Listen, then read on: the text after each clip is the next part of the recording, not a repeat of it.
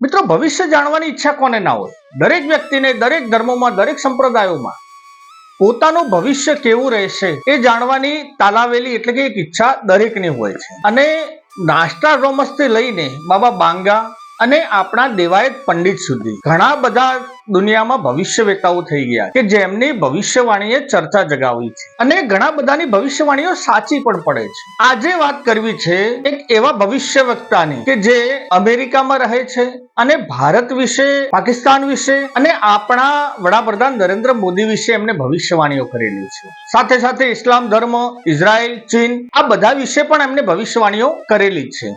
તો આજે જાણીએ કોણ છે વ્યક્તિ અને શું છે એની ભવિષ્યવાણીઓ. નમસ્કાર, હું છું રમેશ ચૌધરી ને આપ નિહાળી રહ્યા છો ષડયંત્ર. મિત્રો, અમેરિકામાં રહેતા એક વ્યક્તિ કે જેમનું નામ છે નરસિમ્હા રાવ. એમનો જન્મ તો ભારતમાં થયો છે પણ આઈઆઈટી મદ્રાસથી એમને પોતાનો એન્જિનિયરિંગનો અભ્યાસક્રમ પૂરો કરી અને અમેરિકામાં સ્થાયી થયા છે. ટેકનોલોજી ક્ષેત્રમાં બહુ જાણીતું નામ છે. સાથે સાથે પોતે યોગ, જ્યોતિષ અને સંસ્કૃત વિદ્યાના સારા વિદ્વાન છે.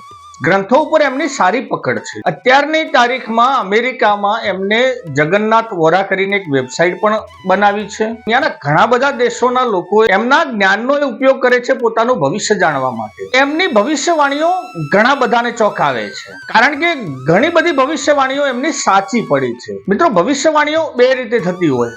એક તો પોતાનો મગજનો ઉપયોગ કરીને અને એક પોતાનો આત્માનો ઉપયોગ કરીને. એટલે કે કંઈક અલૌકિક શક્તિનો ઉપયોગ પણ કરતા હોય અથવા જ્યોતિષીય ગણના કરતા હોય. નરસિમ્હા રાવ આ બંને રીતનો ઉપયોગ કરે છે. તો આજે જાણીએ શું છે એમની ભવિષ્યવાણીઓ ભારત વિશે, પાકિસ્તાન વિશે, ઇસ્લામ વિશે, ઇઝરાયલ વિશે અને આપણા વડાપ્રધાન નરેન્દ્ર મોદી વિશે. મિત્રો, પ્રથમ વાત કરીએ ઇસ્લામ વિશે. તો ઇસ્લામ વિશે એમની ભવિષ્યવાણી જોઈએ તો 2040 સુધી ઇસ્લામ ધર્મ પતનના રહેશે. એમનું કારણ આપતા એ ગ્રહોની દશા પણ સમજાવે છે અને સાથે સાથે એમના ધર્મગુરુઓ દ્વારા અપાતી કટ્ટરવાદ એક માનસિકતાથી ખુદ ઇસ્લામ સ્વીકારનારા અથવા એમના ધર્મ પાળનારા મુસ્લિમો પણ ત્રાસી જશે. અંદરો અંદર ખૂનામરકી વધી જશે. ખુદ ઇસ્લામ ધર્મના અનુયાયીઓ અંદરો અંદર એકબીજાને મારતા હશે અને આનાથી ત્રસ્ત થઈ અને મુસ્લિમો ધીમે ધીમે આ ધર્મથી વિમુખ થતા જશે. હવે વાત કરીએ ઇઝરાયલની. મિત્રો, એમને પહેલેથી પણ ભવિષ્યવાણીઓ કરેલી છે કે ઇઝરાયલમાં 2023-24 ના વર્ષમાં એક યુદ્ધનો સમય આવશે જે અત્યારે ચાલુ જ છે. ઘણા બધા મુસ્લિમ દેશો એમના યુદ્ધમાં એમના સામે જોડાવાનો પ્રયત્ન સુદ્ધા નહીં કરે. એટલે કે એમનાથી, એની શક્તિથી ડરતા હશે, જે પણ અત્યારે સત્ય સાબિત થયું છે. અને ઇઝરાયલ આવનારા ત્રીજા મહાયુદ્ધમાં એક શક્તિ બનીને ઉભરશે. એટલે કે ઇઝરાયલનું અસ્તિત્વ તો રહેશે જ પરંતુ એની નામના દુનિયાના સારા અને એક શક્તિશાળી દેશોમાં થશે. વાત કરીએ પાકિસ્તાનની. તો પાકિસ્તાનમાં એમની કહેલી ભવિષ્યવાણી જે એમને 2022માં કરેલી હતી એ મુજબ પાકિસ્તાનમાં ભૂખમરી, આતંકવાદી પ્રવૃત્તિઓ અને આંતરિક વિરોધ એક ચરમસીમાએ હશે. પાકિસ્તાનના 2024 સુધીમાં પાકિસ્તાન તૂટવાના ચાન્સીસ વધારે છે. બલુચિસ્તાન, સિંધ અને ખૈબર પખ્તુનવા એટલે કે કેપીકે થી લઈ અને પીઓકે સુધી એક વિદ્રોહની જ્વાળા પાકિસ્તાનમાં સળગશે અને એનાથી 2024માં પાકિસ્તાન તૂટી જશે.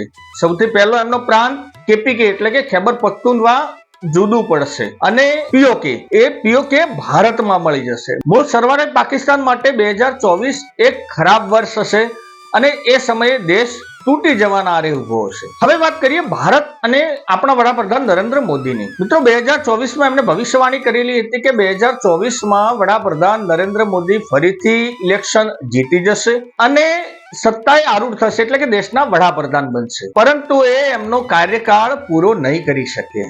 જી હા, એમની ભવિષ્યવાણી મુજબ નરેન્દ્ર મોદી એમનો કાર્યકાળ પૂરો નહીં કરી શકે.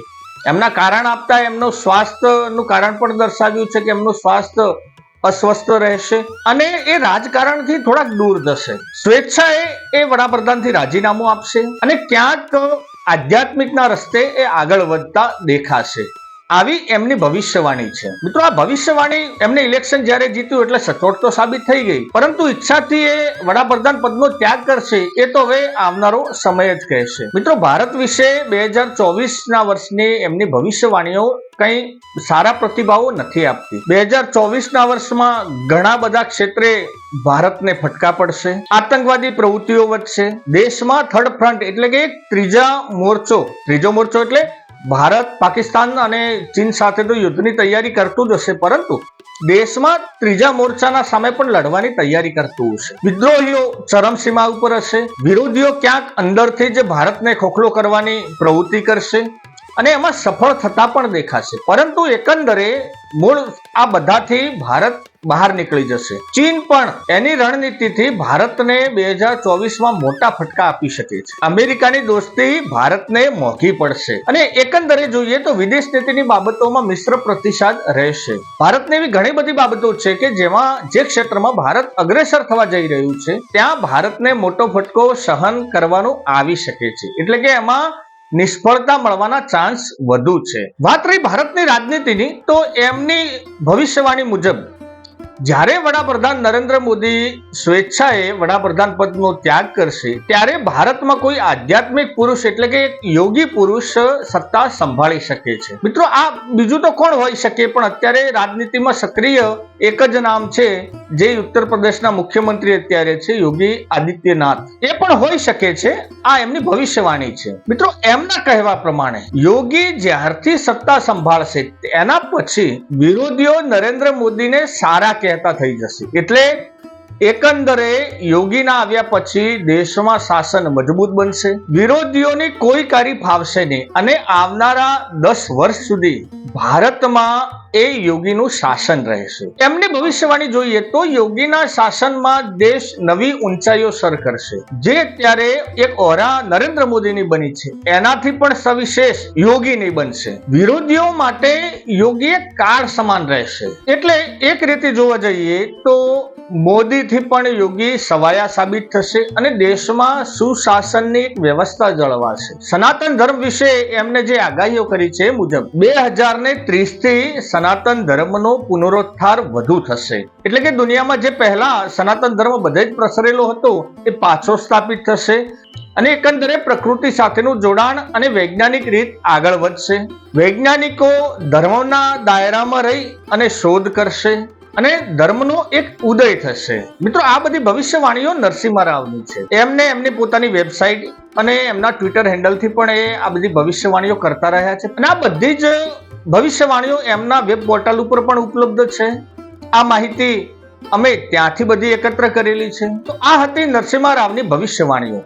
મિત્રો, ભવિષ્યવાણીઓ એમની કેવી લાગી અને આપ એ વિશે શું કહેવા માંગો છો એ કોમેન્ટ કરીને જણાવજો. અને હા, વિડીયો પસંદ આવ્યો હોય તો લાઈક અને શેર કરો અને સબસ્ક્રાઇબ કરવાનું ભૂલતા નહીં. જય હિન્દ, જય ભારત.